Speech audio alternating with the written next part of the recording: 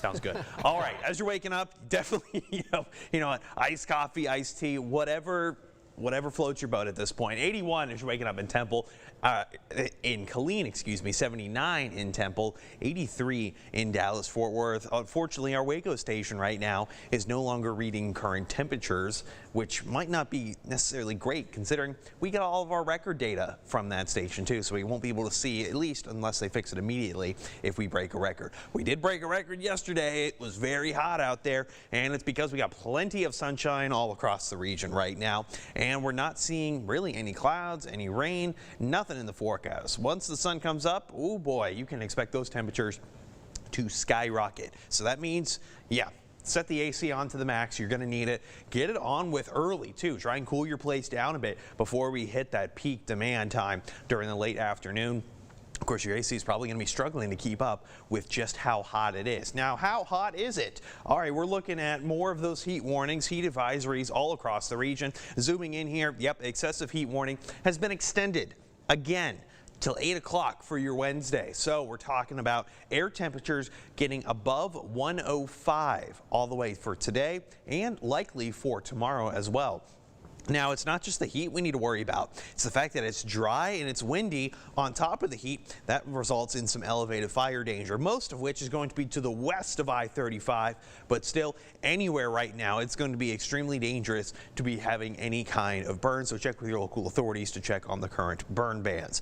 All right, once that sun comes up, ooh, yikes, we're looking at 107 for Waco by this afternoon, 106 Killeen, 105 for Temple, and most of the region still staying well above that century mark, and we're going to be dropping down to those upper 70s or so, pretty much what we have been for every night. And then we go into our Wednesday, it's still going to be decently warm, 105 for Waco, 104 for Marlin, and 104 for Killeen before dropping back down. Even by 10 o'clock, we're still in those 90s. It is just absolutely brutal right now.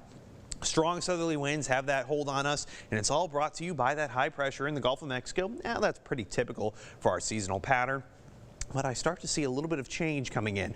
More so Thursday, we're looking at a little bit more cloud cover. Now, with that cloud cover, we might start to see temperatures go down ever so slightly.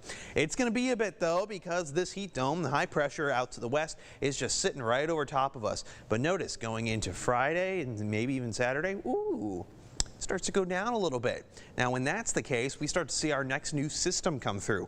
It's going to be a very weak cold front, so we're going to be cooling down probably below those triple digits going into your possibly Saturday and Sunday.